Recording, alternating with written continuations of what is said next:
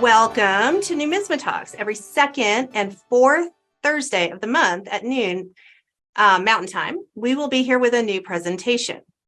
During this presentation, you may come up with some questions, and if you do, please use the Q&A button at the bottom of your screen to send in your questions, as all of you are muted on this presentation. Your question will be addressed at the end of the presentation.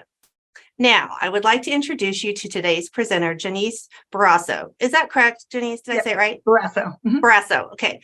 Janise, or Jenny Penny, was born and raised in San Francisco, California. She was excited when her father, a U.S. Marine Corps veteran, introduced her to numismatics. Starting with Lincoln cents, she developed a deep passion and love for coins. A current student of the ANA's Numismatic Diploma program, she is on the path to becoming a numismatic scholar. She enjoys sharing her interest in cents with friends, family, and strangers. Janise will be presenting Jenny Penny's Cents, a historical view of the Lincoln cent. Janise, I'm going to pass it off to you. Okay. I'll share the screen here and all right, I think we are off. Okay. All right. Hello, everybody. Welcome to Jenny Penny's Cents. As said, my name is Janise Barrasso. My nickname growing up was Jenny Penny. It had to do with that book, The Jenny Penny, Chicken Lick in the Sky is Falling Down. So my grandma just always called me Jenny Penny. Never did I think I'd get so interested in Lincoln cents that that name would be applicable. This talk today, we're going to be talking about the history and the changes of the Lincoln cent. So as an early disclaimer, this is a beginner talk. We'll be touching upon a few key dates, but only in the context of historical reasons for the changes in the design. Basically, we're not going to be talking about each year or their errors, the grading or their values or anything like that. I'm trying to put together another talk that will address that, kind of like a part two, and that'll go through errors, alloy changes, why, and worth. So without further ado, the Lincoln cent. It is the longest running obverse design of any US coin at 114 years now. The obverse being the front of the coin, the reverse being the back of the coin. Many collectors start out with this coin like I did, but usually out of historical significance.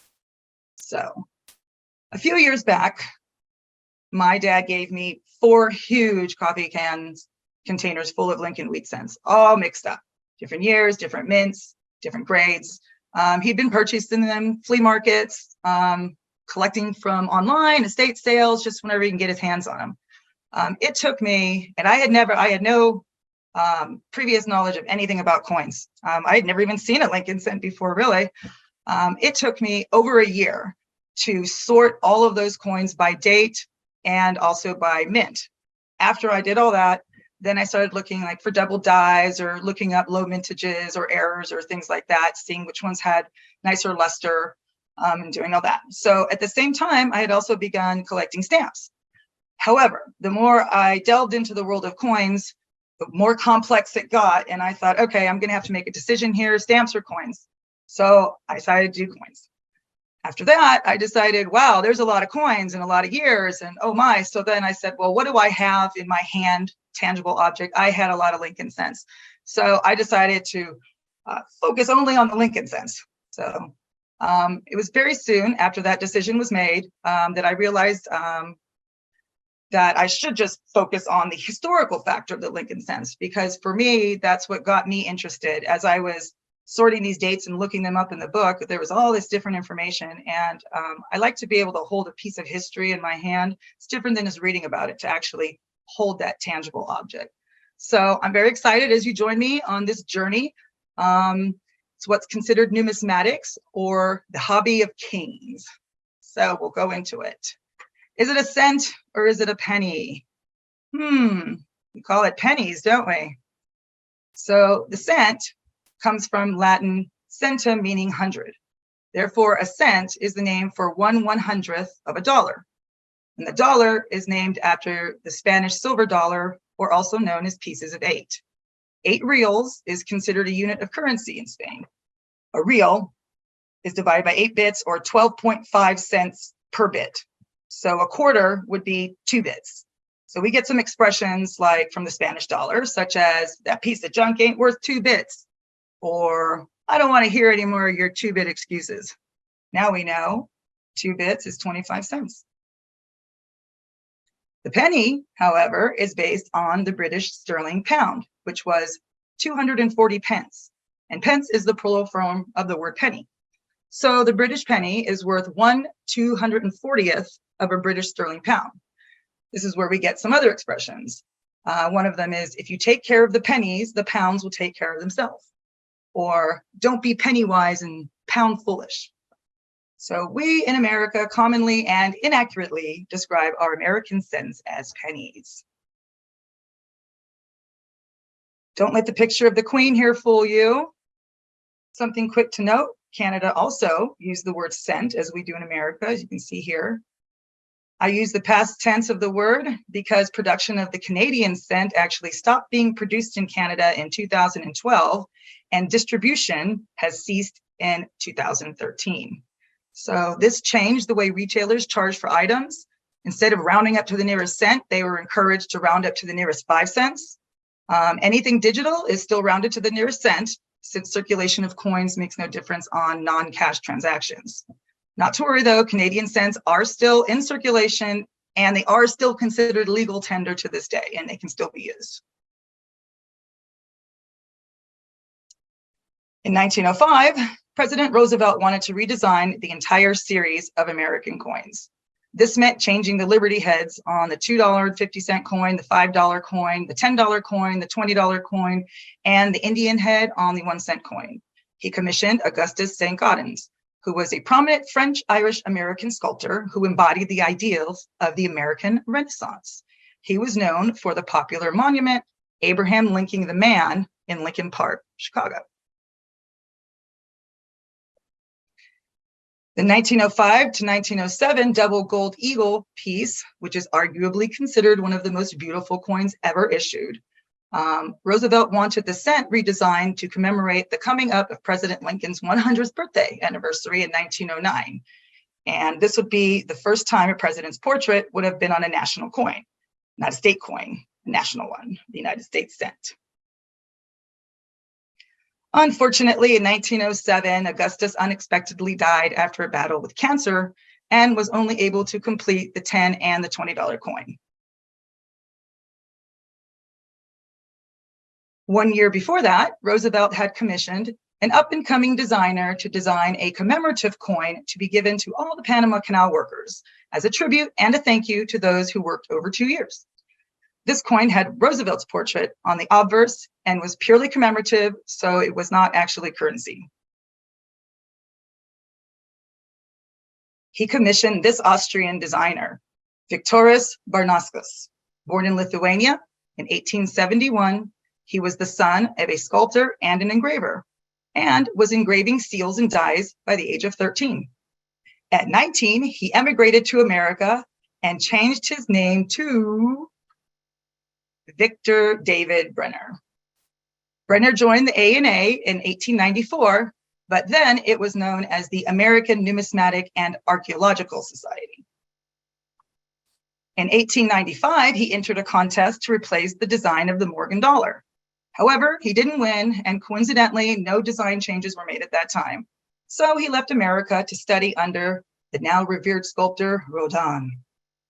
So this was his coin that he did not win, but they didn't change it that year anyway. In 1900, he exhibited a bronze plaque that he engraved at the World's Fair Paris International Exposition. And for the next few years, bounced back and forth between America and France, perfecting his art skills. If you've never heard of a World's Fair International Exhibition, it is designed to showcase the achievements of different nations. The fair will vary in character and theme, and they're held in different cities all around the world every 2 to 4 years for a specific period of time, typically between 3 and 6 months. This year's World Fair was supposed to be in Buenos Aires, but they withdrew and haven't rescheduled. The 2025 World's Fair is going to be in Osaka, Japan. Most of the structures that they make for these World's Fairs are temporary and dismantled after the fair closes, except for some landmarks. You may recognize some of these. We've got the Eiffel Tower in Paris, got the Seattle Space Needle, got the Japanese Tea Garden and the Palace of Fine Arts in San Francisco. We've got the Unisphere in New York City, and up here is the Columbus Monument in Barcelona. So these are things they left behind from the World's Fairs. So because of the work that Brenner did on the Panama Medal, and the fact that Brenner also had a working example of a bronze Lincoln plaque already created, he was commissioned to design and engrave the new cent, which he wanted released in 1909 to commemorate the 100-year anniversary of Lincoln's birth, which was February 12, 1809. In June 1909, the design was finally ready and the die was created, with Lincoln's portrait on the obverse and the words, "In God We Trust." Something to note on the "In God We Trust" is, I was reading that Taft came into office after Lincoln and wanted these words on the die. And they did not make the die. They didn't release the coin until June, because that's when the die was made, because it had to go through different voting and things like that to put the words "In God We Trust." So that's something interesting there. On the reverse, the wheat stalks symbolize our nation's prosperity, and the inscription, "E pluribus unum," meaning one for many. Originally, Brenner's signature was supposed to be on the coin. However, another designer, you may have heard of him, named Barber, who was the director of the mint at the time, said that it looked too much like his signature on the coins and that people would get confused. So they decided just to put his initials on the reverse bottom of the coin, VDB. It's been rumored that Victor Brenner was not pleased with this decision, since he was promised his full signature on the coin when he was originally commissioned, along with $1,000. Unfortunately, after a few short months, citing the public's negative reaction to having the initials on the cent, stating designer vanity as a reason for their distaste, the mint decided in September 1909 to remove the VDB initials from the coin. So that's how it looks without the VDB initials. In 1918, Chief Engraver Barber died, so they put the VDB initials back on the cent, only this time in the very bottom right corner of the shoulder. It's very fine, and coins in worn condition, it's almost near impossible to see. To this day, the initials are still on Lincoln's shoulder, so if you pull out any coin, if it's in really good shape, you'll be able to see the initials right there. Okay, moving on. World War II begins, December 7th, 1941, the bombing of Pearl Harbor. The country's in an uproar. Unable to use copper in various coin denominations, which included the Lincoln cent and the Jefferson nickel, due to the war effort, Congress prompted the United States Mint to search for a substitute, yet temporary, for copper. Different metals and other materials, including plastic, were considered and tested. Ultimately, Congress approved a composition of 99% steel and a thin layer of zinc coating. However, these steel cents kept getting confused for dimes, and they weighed a different weight, 2.54 grams instead of the 3.14 of the copper cents. A magnet will pick up these steel coins as well. Because it was a different rate, the commonplace usage of vending machines were having a very hard time recognizing them. And because they were made of steel, they lost their silvery luster and became what the public called old and ugly looking. So the mint originally wanted to use the steel cents for 3 years, but they stopped minting after 1 year due to this dissatisfaction in the public's opinion.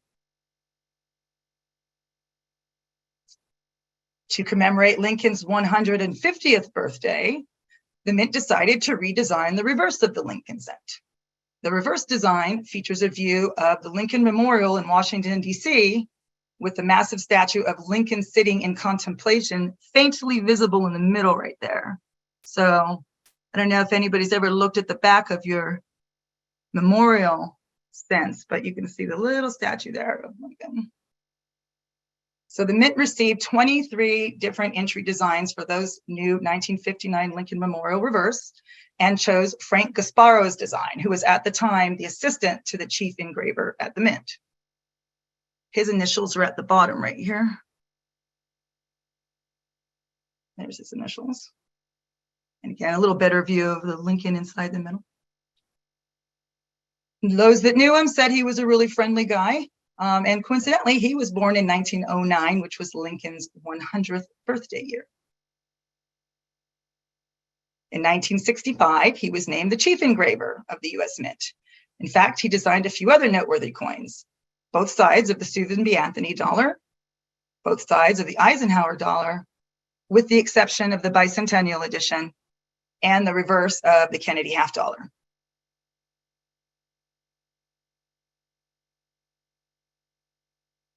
Also, something to note is that the Lincoln Memorial design, which is here, has been on the $5 bill since 1929. So not the first time they've used memorial design. For 2009, to commemorate, you guessed it, the 200th anniversary of Lincoln's birth and the 100th anniversary of the original minting of the Lincoln cent, it was decided to have 4 different reverse designs, each representing a major aspect of Lincoln's life. The obverse retains Brenner's original portrait. Each quarter of 2009, a different reverse design was issued and distributed. Something interesting to note is that all 4 of these designs had different designers and or sculptors. First one is Lincoln's early childhood. The reverse design depicts a small log cabin to the one similar in Kentucky where Lincoln was born. This coin was actually released on February 12, 2009, which was Lincoln's birthday, the date and year of Lincoln's 200th birthday anniversary. So that's kind of cool. The designer was Richard Masters. He was an inaugural member of the U.S. Mint's Artistic Infusion Program, or AIP, which was established in 2003. The program contracts talented professional American artists who represent diverse backgrounds and interests. They work with Mint staff to create and submit new designs for coins and medals, and they're paid $2,000 to $3,000 per assignment. If their design is chosen, they receive a $5,000 bonus. Richard Masters actually received the Coin of the Year award. However, this is the coin he won the award for. It's the 2007 silver dollar depicting Little Rock Central High School desegregation. Would you take a look at that for a little bit? Coin of the Year.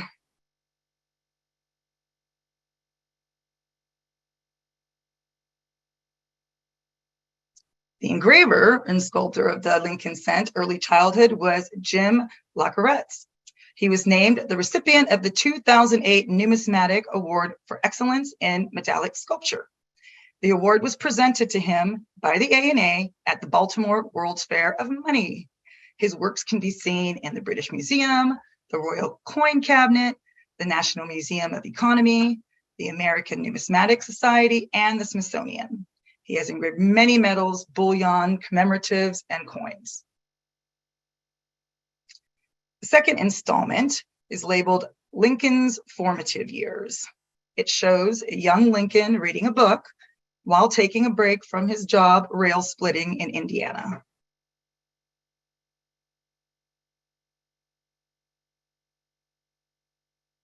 The designer and sculptor was Charles Vickers. He's known for many coins and metal designs during his time at the U.S. Mint, including the 2006 Benjamin Franklin silver dollar, which you can see here.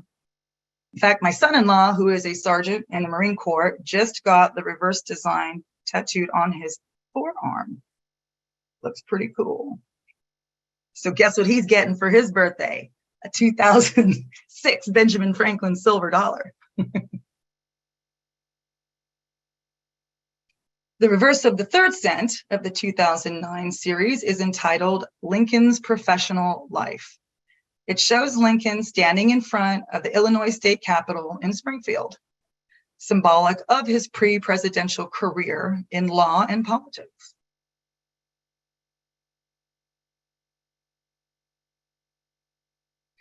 The work of Joel Iskowitz was chosen.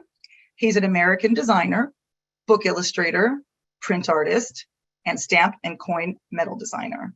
He specializes in highly realistic art resulting from extensive research to make his designs as accurate as possible. In 2005, he applied for and was accepted into the U.S. Mint Artistic Infusion Program. In fact, 18 of his designs have been accepted for new coins and metals. Here are a couple of his designs on this page here.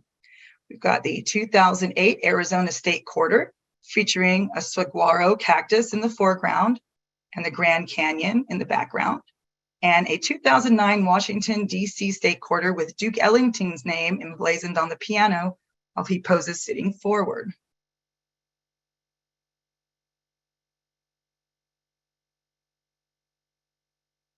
The last of the bicentennial Lincoln Cent reverse designs, the Presidency. This design shows us a partially completed U.S. Capitol Dome in Washington, D.C., as it appeared when Lincoln was in office. So it wasn't complete yet, so that's pretty cool as well.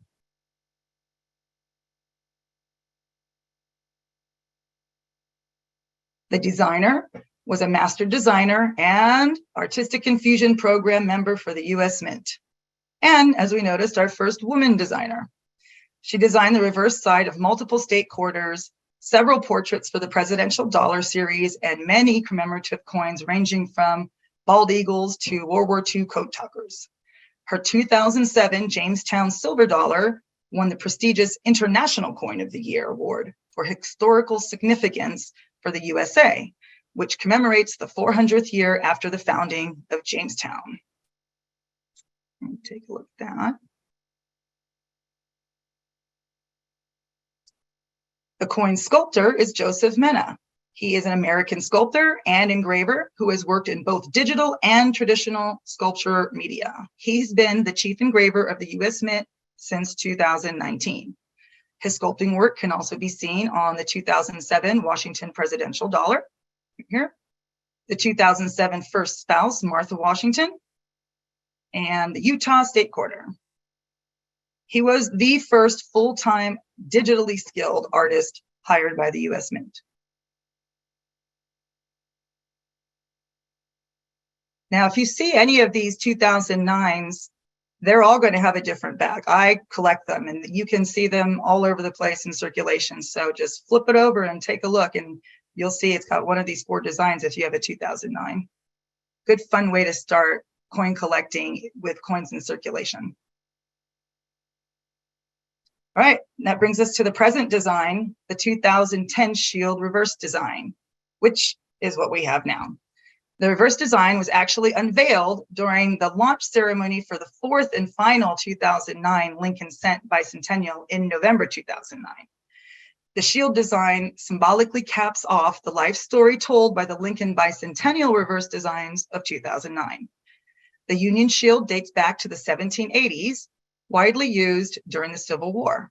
It represents the original 13 states as 13 vertical stripes on the coin and is emblematic of a President Lincoln's preservation of the United States as a single unified country. In addition to the reverse design, the shield obverse here also features a modern update of Victor Brenner's original portrait for the 1909 Lincoln Cent by restoring it to a closer rendition of the original version. The shield reverse was designed by another Artistic Infusion Program member, Lyndall Bass. She is an American realist painter and teacher. She's received numerous awards, and her most recent is the U.S. Mint for her design of the 2010 Lincoln Cent Shield. Her design was sculpted by Joseph Mena, who is our current 14th chief engraver of the U.S. Mint. As you remember, he also sculpted the 2009 Presidency reverse of the Lincoln Cent.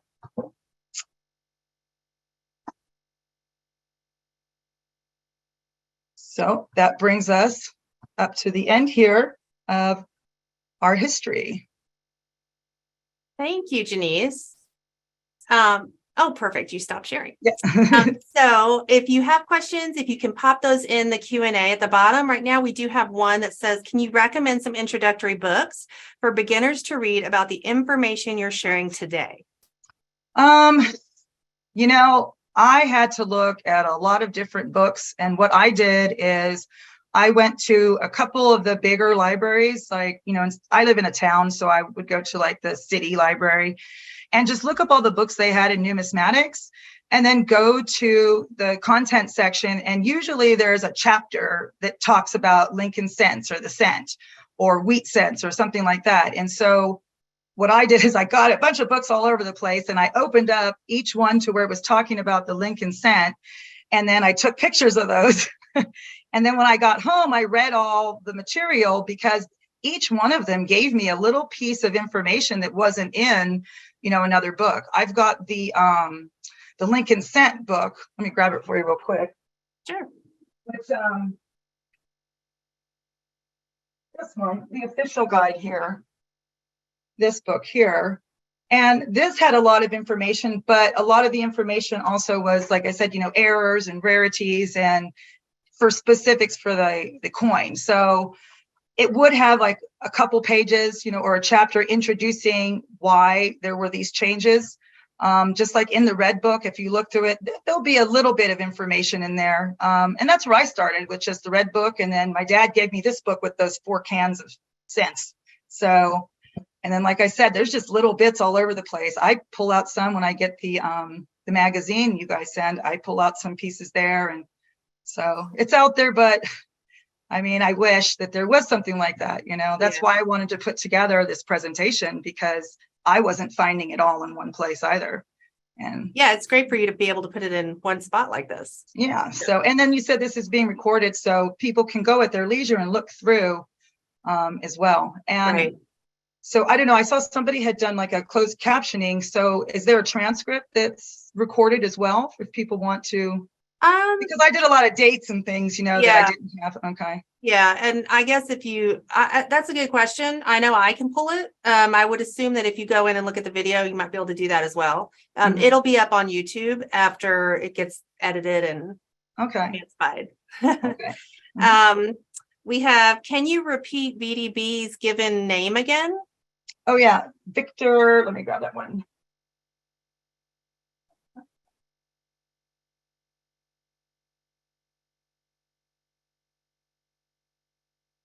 Yeah. Victor Barnauskas, Barnauskas. So that was his Austrian, and then changed it. Like a lot of people did coming to America, they changed their last names. Yeah. Yeah. So. And then I'm sorry. I said, I thought that was really interesting when I found that out. And then we have, what can we coin collectors do to prevent the demise of coins and basically the country we know and love by digital banking? That's a tough one. I mean, I talked about in Canada, they already stopped making the cent, and it's interesting because now when you don't make the cent anymore, all of a sudden you're rounding up to the nearest 5 cent. So, I mean, that makes a big difference. I don't know if anybody ever shopped at the Dollar store before, but they raised everything to $1.25. And it doesn't make a difference if you're just buying a couple things, but all of a sudden, if you buy $15, 15 things, whoa, that's a big difference. And so I kind of equate that to, the solid money and tangible, money. Now, in another talk, we will get into the differences because they have taken copper out of the coin since 1982. So, that's interesting because copper right now is about, I think it's about $4.50, somewhere around that, around $4 a pound. And for anybody, copper cents, 3 rolls of copper cents equals about a pound. For $4, that's only $1.50 in cents, so those would be under 1982, and that's a big deal because copper got expensive. So now, if you are going to use money and change, it's a non-copper cent is kind of the same thing as paper money, really, So, one of the things is anytime you see cents under 1982, under 1982, because 1982 has both copper and you'd have to weigh it to see which one's copper and which one's not copper for the 1982s. But if you go anything under 1982, aside from the 43 steel, you might want to keep them. I started collecting all those, because those are actually, worth more than their weight in copper. Ends up being about 2.5 cents, There you go. What is the rarest Lincoln cent? Is it the proof 1990? I I don't have it the rarest. One of them, I can't It's okay not remember. to have all the answers. Yeah, there's in the 1982s. So there was originally like 7 different versions that came out. There was the copper ones, and then there was small date, large date, and then the mints. So I don't have this on me, but one of the 1982s, just recently, I want to say like in 2017, somebody had found one that they didn't even know was minted, and it went to auction, and I think it went for like a couple $100,000. And then I believe in 2019, they found another one, and that one went to auction. So I think for me recently, what I've read, to me, that sounds pretty rare if they didn't even know, it existed. So, looking, I can't remember which mint it was, but it was a 1982. I want to say it was a small date of something. Yeah, no, that's okay. Daryl, you were asking if the webinars are recorded somewhere. They are. They're on our YouTube page, American Numismatic Association. You can search it, and then you can go to the e-learning past recorded ones. And then we have another question. If it continues to be minted, do you think the penny will ever be redesigned? I would think so. But who knows? I mean, right now it's the longest one by far, the longest, 114 years. I think the next one was only there for 70 years or something. I mean, far surpassed it. I think it'd be cool to keep going. I mean, that's what I think. Why not? Just never change it again, Yeah. So I'd like to see it. Yeah, for sure. Somebody wants to know if you're going to be at summer seminar. You know what? It's funny because I'm actually driving right through Colorado Springs this weekend. I am going to be going to New Mexico, right along the border of Colorado and New Mexico for the entire summer until October, which means I'm about 5 hours away. So I was thinking, Yeah, for this sure. is the closest, because I'm in Ohio now, so that's a lot closer. So we'll see. That'd be nice. Yeah. But no, you won't be at World's Fair Money. I know you. I was going to be, because I actually live about an hour from Pittsburgh here in Ohio, and my family's all in Pittsburgh. But now that I'm going to be in New Mexico, then no, not going to be. Yeah. Well, miss out. But I'm excited that you were able to do this. And if you would be willing and you wanted to do another one, that would be amazing too. It sounds like there's a lot of people that are really interested in hearing more from you. So. Oh, good. And I love sharing this stuff. I mean, it's a lot of people tell me it's my energy about it, because I'm just so excited about it. I had no idea there was this whole world of coins out there that was all this information. I mean, I had a hard time growing up sitting there reading history books. It just wasn't interesting to me. Right. And so now all of a sudden I'm going to all these Civil War things, and I'm going to these flea markets, and look at this, and I'm getting all these books on history. And so, if that can do that for me, I think that can, get other people learning, and especially kids, interested in these things. And it doesn't break the bank, they're just cents. I mean, even to get a 1909, VDB in decent shape, it's like $15, it's not crazy. Yeah. So, Well, thank you. I don't have any other questions popping up right now, so I'm just going to say thank you, Jenny Penny. And if you are interested in seeing what's coming up in future NumismaTalks, second and fourth Thursday of every month at noon, and they are on our website under events and e-learning. So thanks everybody for joining us, and I hope everybody has a great day. Right. Bye. Bye, Thank you.